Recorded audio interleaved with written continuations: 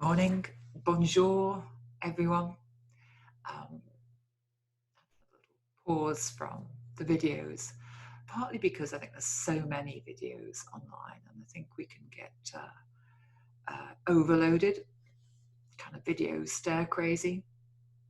Um, but certainly with the ones that where I've been reading my book, it's kind of, I think it's, if you're interested, I think it's a good idea to take your time with those and to reflect on them and reread.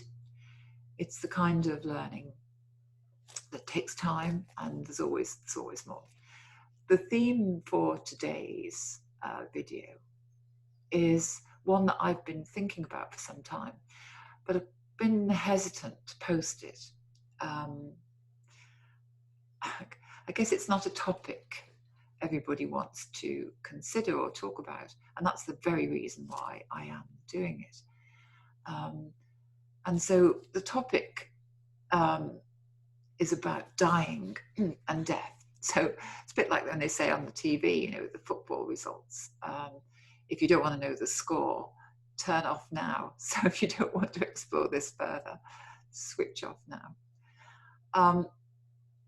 I was reminded of a film I saw when I was a teenager, and it was about this Eskimo family. I used to go and see some quite arty films at that time. And eventually when they would be nomads, they would sort of move constantly and build the igloo, wherever they decided to stop. And they were with the grandmother. And eventually when the grandmother became ill, it was a family decision. I think it was almost a given that they would leave her behind on the ice, and that probably the wolves would come and eat her. And I remember being really, and she just accepted that. And there was one scene of her sitting down on the ice and then moving on, and it really imprinted itself on my mind. There've been a number of things like that, moments in films where people have faced death and done so with an acceptance, a calm. And I remember the Swami G, who's a very good friend and advisor and doctor and everything, in Kerala in India. And I remember him saying once that when death came, he wanted to be able to greet it and welcome it and sit down and have a cup of tea with death before he said his final goodbye. And that comment stayed with me as well. It's like how to accept that. Whereas I think it's tempting, and I know for a long time in my life I thought, well, it's a long way off, maybe it won't happen. Don't have to think about it.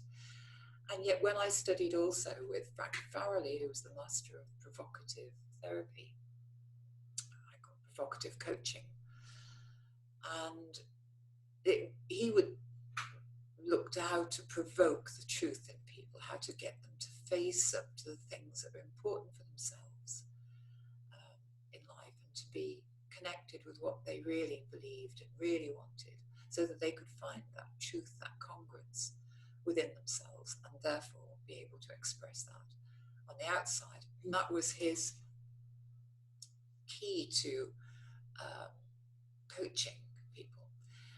And so his goal was always to do this lovingly, to give people learning. Some people think to provoke. Provoke can be used in many different ways. And he had a principle that if you wanted to find a way to provoke somebody, if they weren't naturally provoked, then 3 of the key provokers were money, sex, and death. And I heard him use the death one frequently. And so it was a very frequent common question that he would ask is, to ask people, so how many good years do you think you've got left? And whatever they said, he would cut it down. So it wouldn't be like, oh, I'm sure you've got more than that. That's not a characteristic of the provocative style, to reassure. The characteristic is to play the devil's advocate. So when someone said, well, I think they were 59 at that time, they said, oh, I think I've got another 20 odd years. And he said, well, at what age did your mother die? And she lived till a very good old age. It was the other way around. He said, what age did your father die? And she said he lived to a very good old age.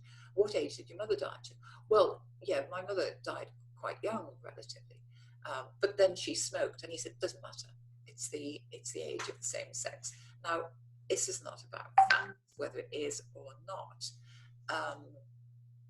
It's about getting people to think about, to face up to the fact that you've got so much time. Who knows how much time you've actually got? And what are you going to do with it?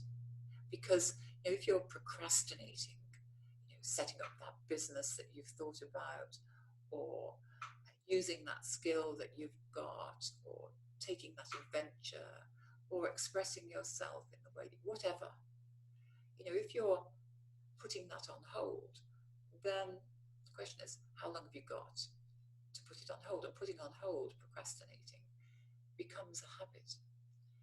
And so it's interesting in the time of this pandemic that I think, without Frank being here, or without me or anybody else asking that provocative question, many people are facing that question.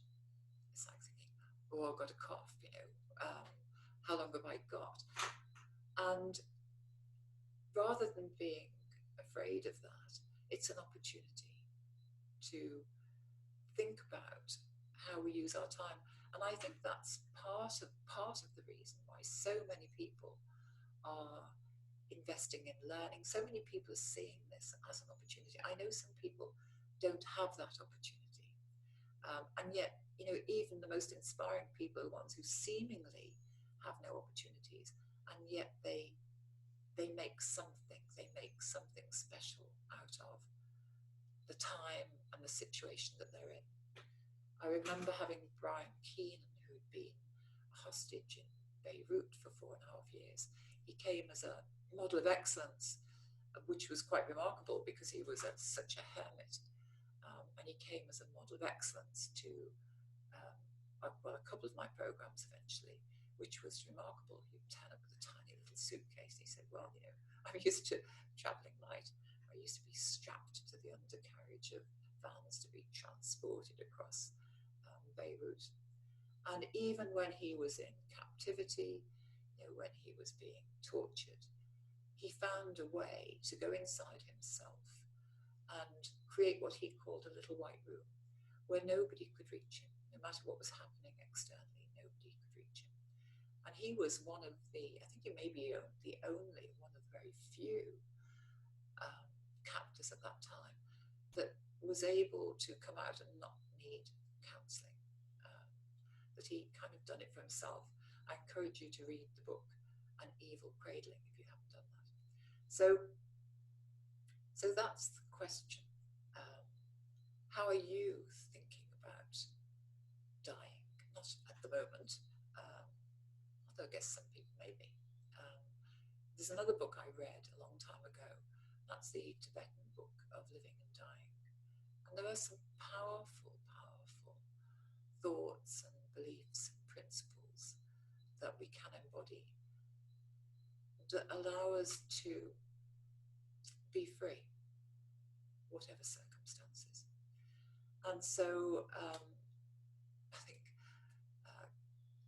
this virus is actually acting on Frank's behalf in a way by going, okay, time is limited. We're faced with that. It kind of brings that reality to many of us. How many good years have you got left? And what are you going to do with them? There's my thought